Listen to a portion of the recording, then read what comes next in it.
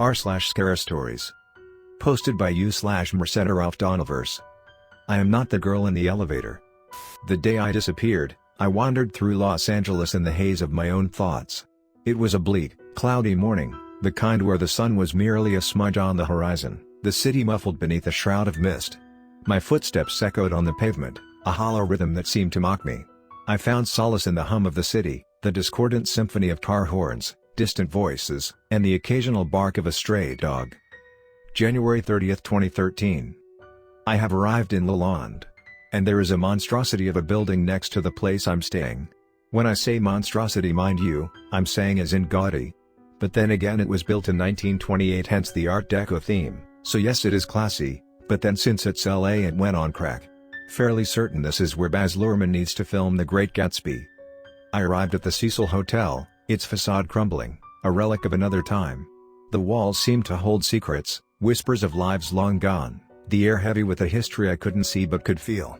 I had chosen this place because it was cheap, but as I stood in the lobby, surrounded by faded grandeur, I realized there was something more to it, something that resonated deep within me. I had always been drawn to places with stories, with layers of history and mystery. They felt like reflections of my own mind, complex and impossible to fully understand. The hotel was no different. It felt alive, as if it were watching me, waiting for something. January 31st, 2013. I wish I could believe it gets better, but I can't. I'm tired of existing. Existing is not enough. I want to live. I need to find something real, something that will make me feel alive. But what does that even mean? Every day, I feel myself drifting further away from the world, from people, from reality. Maybe I'm not meant to be here at all. I took the elevator, a metal box that smelled of disinfectant and stale cigarettes, to the 5th floor, the one where my room was. The doors slid open, revealing a dimly lit corridor. I stepped out, but something held me back. The hallway stretched before me, empty, and yet filled with something I couldn't see, something I couldn't name. I felt a strange pull, an urge to explore, to stay here, to find. What? The elevator doors stayed open behind me, a gaping mouth waiting to swallow me whole.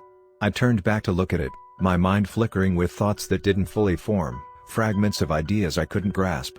The hallway was too quiet, the silence pressing in on me, making my heart pound louder in my chest. Depression sucks. The night is a refuge, a place where the broken pieces of me can fit together, just for a while. In the darkness, I can hide from the world, from myself. But the darkness is also where the monsters live, where the thoughts I try to bury rise up and consume me. I don't know which is worse, facing the world, or facing what's inside my own mind. I pressed the elevator button again, watching as the doors slid shut, then opened once more. The numbers on the panel glowed faintly, a soft, cold light that felt distant and uninviting. I stepped inside, feeling the cool metal walls close around me. I pressed the buttons randomly, my fingers trembling, the familiar surge of anxiety tightening my chest.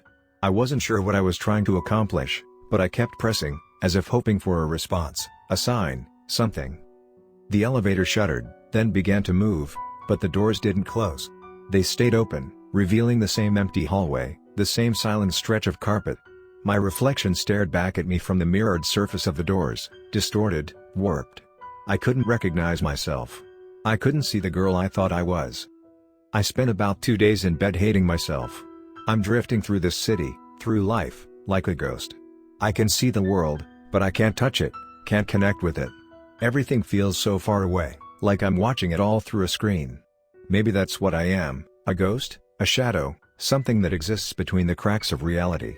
Sometimes I think I'm not real at all. I stepped out again, the cold air of the hallway brushing against my skin.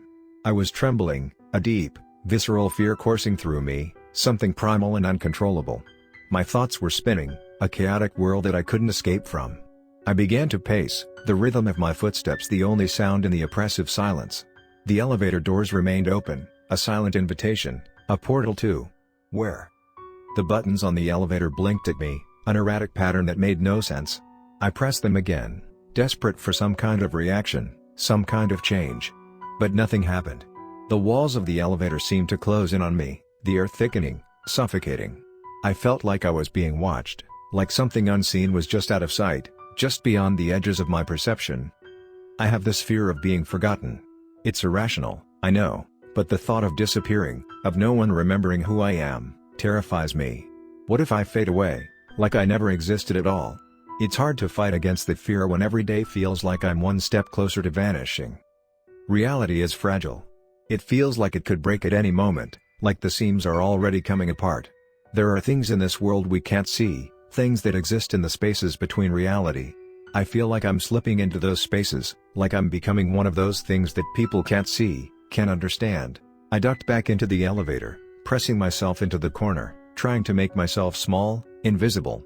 But there was no escape from the thoughts that clawed at my mind, no escape from the fear that was tightening its grip on my chest. I pressed the buttons again, every one, over and over, as if the mechanical response could somehow anchor me, pull me back to the world I knew. But nothing happened. The doors stayed open, the hallway stretching out before me like a tunnel, leading to some unknown darkness. I stepped out one last time, feeling the carpet beneath my feet, the air heavy with the scent of old dust and something else, something I couldn't name. I stared down the hallway, my vision blurring, the world tilting. My heart pounded in my chest, a frantic rhythm that matched the chaos in my mind. I'm afraid of falling apart, of losing myself completely. There's a part of me that's always been scared, always been unsure. And now, I can feel it taking over, like I'm being consumed by my own fears. I don't know how to fight it anymore. I am not the girl you see in the mirror. I am not the girl you think I am. I am something else, something lost, something that exists only in the spaces between. I don't know where I belong, but it's not here. It's not anywhere. I began to climb the stairs to the rooftop. The metal steps felt cold beneath my feet, each step echoing with a hollow resonance that seemed to reverberate through my very bones. I moved carefully, trying to push away the fear that clung to me like a shadow. The climb was slow, deliberate. I could feel every breath, every heartbeat, a steady reminder of my own existence. When I reached the rooftop, the door creaked open, revealing the stark, open expanse of the roof. I stepped out, the wind cutting across my face, the city sprawling below me. My eyes were drawn to the water tanks in the distance. They were large, imposing, their presence both mundane and ominous. They stood there, silent watchmen of a place that felt so foreign and yet so intimately connected to the chaos within me. I approached the tanks, each step deliberate, each breath a struggle against the suffocating silence. The tanks were old, their metal surfaces scratched and worn. They seemed almost alive, as if they held the weight of countless untold stories within them. I reached out a hand, touching the cold, weathered metal. The sensation was jarring, grounding. I looked out over the edge of the rooftop, the city lights twinkling in the distance, the vast expanse of the sky stretching out above me. The world felt both infinitely large and unbearably small.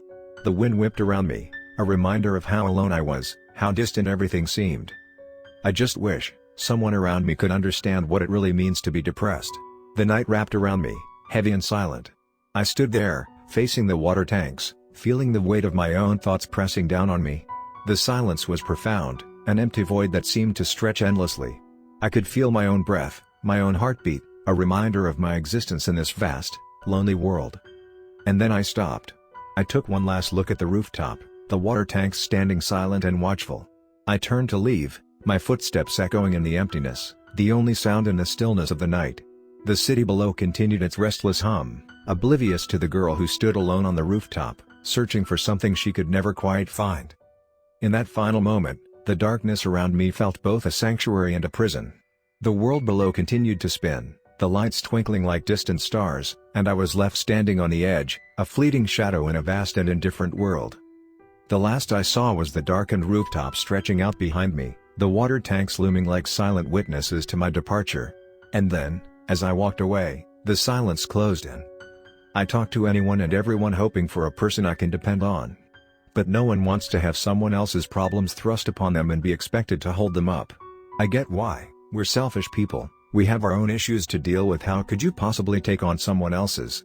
When you've left high school and you're busy trying to become accomplished, what time do you have except for shallow and frequent bursts of conversation with an acquaintance? The day I disappeared, I wandered through Los Angeles in the haze of my own thoughts. Sometimes we disappear like that, right in front of everybody, and we are not found until something tastes rotten. So many stories dissolve, leaving only a watered-down truth for future eyes and ears. I am not the girl on the elevator. I am more than the sum of my fears, more than the reflection in the metal doors. But I am also nothing, lost in a world that doesn't understand me, That never will. Yet I have hope that it is never too late to remember to tell a story. That this life is as brief and tainted as a cigarette drag, but also as dynamic and rejuvenating as the air that disperses the smoke. It isn't rocket science. It isn't that difficult. Get out of bed. Eat. See people. Talk to people. Exercise. Write. Read books. And if someone around you suffers, just be around and make sure they eat and go outside. Remind them every day that it will get better. Tell them every day you love them and losing them would be unbearable. There is nothing else you can do.